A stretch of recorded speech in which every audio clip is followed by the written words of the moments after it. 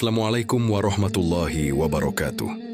Selamat datang dalam perjalanan penuh makna di legenda dan mitos Islam. Sebuah ruang di mana sejarah dan spiritualitas berpadu dalam kisah-kisah yang abadi. Di sini, kita akan menjelajahi perjalanan para nabi, para sahabat, dan peristiwa-peristiwa luar biasa yang mengukir peradaban umat Islam. Namun, di balik catatan sejarah yang terukir, ada legenda-legenda yang tak kalah memukau, penuh misteri dan keajaiban yang tak terungkapkan sepenuhnya, bersama pelajaran yang masih hidup, memberikan cahaya dan inspirasi, serta menghubungkan kita dengan akar spiritualitas yang kuat. Selamat datang dalam perjalanan penuh makna di legenda dan mitos Islam. Kisah Nabi Ishaq alaihissalam dan anaknya Yaqub alaihissalam. Dari kelahiran ajaib hingga warisan kenabian yang agung. Kisah masa kecil Nabi Ishaq atau Ushaq alaihissalam. Nabi Ishaq alaihissalam dalam bahasa Arab adalah Ishaq adalah putra dari Nabi Ibrahim alaihis salam dan Siti Sarah. Ia merupakan nabi keturunan Bani Israel dan menjadi salah satu nabi yang disebut dalam Al-Quran. Kisah masa kecil beliau tidak terlalu banyak diceritakan secara rinci dalam Al-Quran. Namun dari berbagai riwayat dan tafsir, kita bisa menggambarkan beberapa bagian penting dari masa kecil beliau. Kelahiran yang dinantikan, Nabi Ishaq lahir dari pasangan Nabi Ibrahim dan Siti Sarah setelah mereka menunggu bertahun-tahun tanpa anak. Apalagi ketika Ishaq lahir, usia Sarah sudah sangat tua, sekitar 90 tahun. Kelahirannya adalah mukjizat dari Allah. Al-Quran Surah Hud ayat 71. Kemudian istri Sarah datang sambil memekik, tertawa. Lalu kami sampaikan kepadanya kabar gembira tentang kelahiran Ishaq. Dan setelah Ishaq, cucunya Yaqub. Sarah sampai terkejut dan heran saat mendengar kabar gembira itu dari malaikat. Dia berkata, "Apakah aku akan melahirkan padahal aku sudah tua dan suamiku pun sudah tua? Ini sungguh hal yang luar biasa." Quran Surat Hud ayat 72. Ishaq kecil tumbuh dalam lingkungan keluarga yang sangat taat kepada Allah.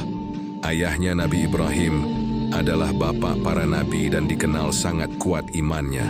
Sejak kecil, Ishaq sudah melihat bagaimana ayahnya membangun dakwah tauhid, memerangi syirik, dan membangun Ka'bah bersama saudara tirinya, Nabi Ismail. Meski tidak disebutkan secara eksplisit dalam Al-Quran, bagaimana pendidikan masa kecil Ishaq, bisa dipastikan bahwa ia tumbuh dalam nilai-nilai keimanan yang tinggi dan akhlak yang mulia. Ia dididik langsung oleh seorang rasul besar, yaitu ayahnya sendiri. Nabi Ishaq tumbuh bersama ibunya Sarah di tanah Syam, jika sekarang tempat itu adalah Palestina, sedangkan saudaranya Ismail tinggal di Makkah bersama Hajar. Meskipun satu ayah, mereka tumbuh dalam kondisi dan lingkungan yang berbeda. Beberapa riwayat menyebutkan bahwa Ishaq kecil dikenal cerdas, lembut, dan penuh kasih sayang. Ia tidak banyak bicara, tapi sangat bijak. Wajahnya berseri dan ia sering membantu ayahnya dalam kegiatan ibadah maupun sosial. Allah memberikan kenabian kepada Ishaq saat ia masih muda. Ia kemudian menjadi penerus ajaran ayahnya di wilayah Syam dan menyampaikan ajaran tauhid kepada kaumnya. Kisah Nabi Ishaq dengan istrinya. Dalam Kish ahli kitab disebutkan bahwa Nabi Ishaq alaihissalam menikah dengan seorang wanita bernama Rifqa binti Batwail ketika bapaknya masih hidup. Saat itu beliau berusia 40 tahun. Pada awalnya sang istri mandul. Kemudian dia berdoa kepada jadi Allah agar diberi keturunan. Akhirnya sang istri pun hamil, kemudian melahirkan 2 orang anak. Anak pertama bernama Aisyu. Di kalangan bangsa Arab lebih dikenal dengan nama Al-Ish.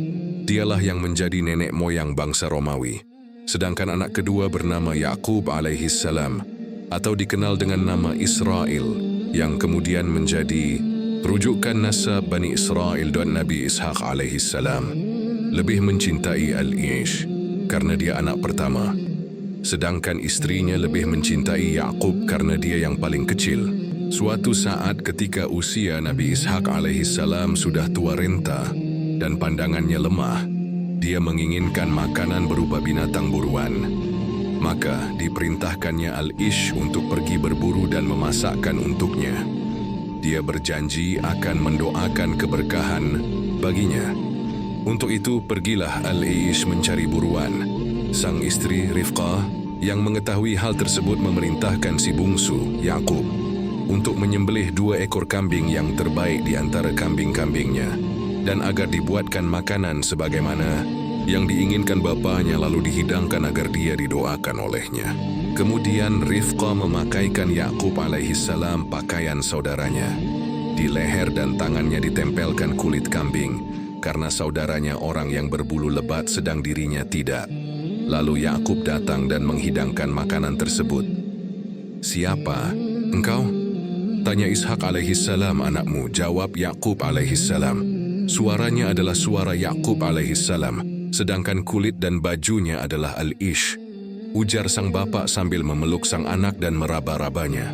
Setelah selesai makan, Nabi Ishak alaihissalam mendoakan Yakub alaihissalam agar dia menjadi anak yang memiliki kedudukan paling tinggi di antara saudara-saudaranya, menjadi pemimpin mereka dan bangsa sesudah mereka, serta agar sang anak diberi rizki dan keturunan yang banyak. Ketika Yakub alaihissalam keluar dari ruangan bapaknya, datanglah Al-Ish seraya membawa pesanan bapaknya. Lalu sang bapak bertanya, "Apa ini wahai anakku? Ini makanan yang engkau inginkan. Bukankah engkau telah membawa sebelumnya? Lalu aku memakannya dan kemudian aku telah mendoakanmu." "Tidak, demi..." Kondisi ketika itu setahulah Al-Ish bahwa saudaranya telah mendahuluinya. Dia sangat marah sekali sehingga dia sempat mengancam akan membunuhnya jika sang bapak telah meninggal. Lalu dia minta bapaknya untuk mendoakannya dengan doa yang lain. Oleh karena itu, Nabi Ishak mendoakannya agar keturunannya menjadi penguasa di muka bumi dan agar mereka diberi rizki dan buah-buahan yang banyak. Mengetahui ancaman kakak kepada adiknya, sang ibu memerintahkan Yakub alaihissalam untuk pindah ke tempat saudaranya bernama La'aban yang tinggal di negeri Haran dan menetap di sana hingga kemarahan saudaranya mereda, dan agar Yakub menikahi putri La'aban. Dia pun minta kepada suaminya Ishak alaihissalam untuk menyuruh hal serupa kepada Yakub dan mendoakannya. Lalu Nabi Ishak pun melakukannya. Nabi Yakub menuju negeri Haran. Nabi Yakub alaihissalam akhirnya pergi meninggalkan kampungnya di akhir malam. Suatu saat ketika berada di sebuah tempat dalam perjalanannya, dia tidur dengan meletakkan kepalanya pada sebuah batu. Lalu dalam tidurnya dia melihat tangga yang turun dari langit hingga ke bumi. Dia melihat para malaikat turun naik. Lalu Tuhan Tabaraka wa Ta'ala berkata kepadanya, "Sungguh aku akan memberkahimu dan akan memperbanyak keturunanmu, dan akan aku jadikan tempat ini bagimu dan keturunan sesudahmu." Ketika bangun dari tidurnya, Yakub alaihissalam merasa gembira dengan mimpi tersebut. Dia bernazar, jika nanti dia telah kembali ke tengah keluarganya, niscaya akan dia bangun sebuah tempat beribadah kepada Allah Ta'ala. Dan apa saja yang Allah karuniakan kepadanya, 1/10-nya untuk Allah. Kemudian batu yang digunakan sebagai alas kepalanya ketika tidur diberi tanda dengan minyak agar mudah dikenal. Dia namakan tempat itu dengan nama Baitul Ail. Maksudnya adalah Baitullah. Itulah tempat yang kini disebut Baitul Maqdis, yang dibangun oleh Nabi Yakub alaihissalam. Sebagaimana akan dikisahkan kemudian, Nabi Yakub alaihissalam menikah dan mendapatkan keturunan. Ketika Yakub alaihissalam tiba di negeri pamannya, Haran, sang paman memiliki 2 anak putri. Sang kakak bernama Laya, sedangkan adiknya bernama Rahil. Yakub alaihissalam menginginkan sang adik sebagai istrinya karena lebih cantik. Sang paman menyetujuinya dengan syarat dia menggembalakan kambingnya selama 7 tahun. Setelah masa tersebut dia lampaui, sang paman menikahkan Nabi Yakub alaihissalam dengan putria yang paling besar, Laya yang buruk rupa dan lemah penglihatan. Di pagi harinya Nabi Yakub alaihissalam marah kepada pamannya dan berkata, "Mengapa engkau menipuku? Bukankah yang aku lamar adalah Rahil?" Sang paman menjawab, Sesungguhnya bukan kebiasaan kami menikahkan adik sebelum kakaknya. Jika kamu suka adiknya, maka bekerjalah mengembalakan domba selama 7 tahun lagi. Baru aku akan menikahkanmu dengan dia. Setelah 7 tahun berlalu, akhirnya Yakub alaihissalam dapat menikahi sang adik. Hal tersebut dalam ajaran mereka saat itu dibenarkan menikah dengan kakak beradik. Baru kemudian dihapus dalam syariat Taurat. Dari pernikahan dengan kedua kakak beradik tersebut, Yakub alaihissalam mendapatkan keturunan yang banyak. Yakub juga mendapatkan keturunan dari masing-masing budak perempuan milik kedua istrinya tersebut. Dari istri pertamanya, Laya, Yakub alaihissalam mendapatkan keturunan 7 orang anak, 6 laki-laki dan 1 perempuan. Yang laki-laki bernama Robil, Syamun, Lawa, Yahuza, Isakhir, Zablu. Yang perempuan bernama Dinar. Sedang dari budak perempuan Laya, Yakub mendapat 2 orang anak laki, yaitu Jad dan Ashir.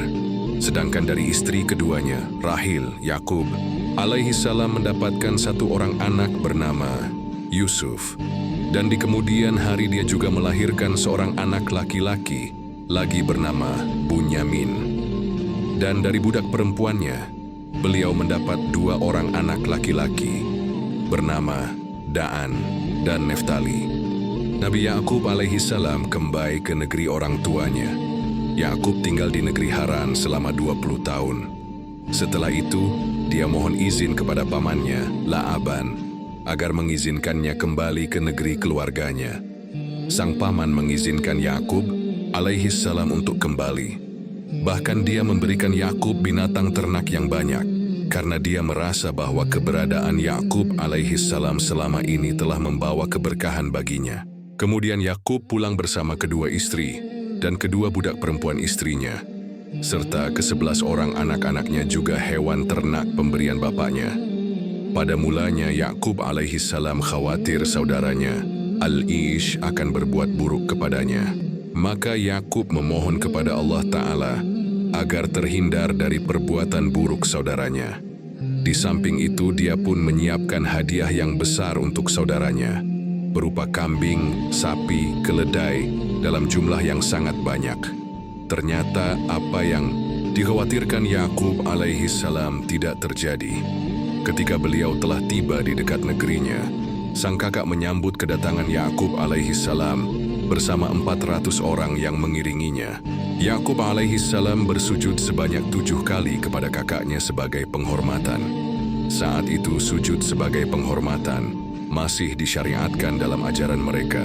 Begitu juga halnya sujudnya malaikat terhadap Adam atau sujudnya saudara Yusuf dan kedua orang tuanya kepadanya sebagaimana akan dikisahkan kemudian. Sebelum tiba di negerinya, Yakub tak lupa memenuhi janjinya untuk membangun rumah ibadah di tempat batu yang telah diberi tanda minyak di atasnya. Bangunan itulah yang kini dikenal sebagai Baitul Maqdis, yang kemudian dipugar kembali oleh Nabi Sulaiman bin Daud alaihissalam. Setelah itu Yakub alaihissalam menemui bapaknya Ishak, lalu tinggal bersamanya di Hebron, di negeri Kanaan. Kemudian Ishak meninggal dunia pada usia 180 tahun. Kedua anaknya, Yakub dan Al-Ish, menguburkannya di sisi kuburan Ibrahim Al-Khalil di sebuah goa yang telah mereka beli. Dari kelahiran yang menakjubkan hingga warisan kenabian yang agung, kisah Nabi Ishak dan Nabi Yakub alaihissalam adalah bukti betapa rencana Allah penuh hikmah dan keajaiban. Mereka bukan hanya gambaran sejarah, tapi pelita iman yang berakhir jalan umat manusia hingga hari ini. Semoga kisah ini menambah wawasan kita bahwa janji Allah itu pasti dan bahwa setiap ujian adalah bagian dari takdir yang besar. Terima kasih telah menyimak hingga akhir. Jangan lupa untuk like, subscribe, dan nyalakan untuk mengikuti kisah-kisah penuh makna lainnya di legenda dan mitos Islam. Sampai jumpa di episode selanjutnya. Assalamualaikum warahmatullahi wabarakatuh.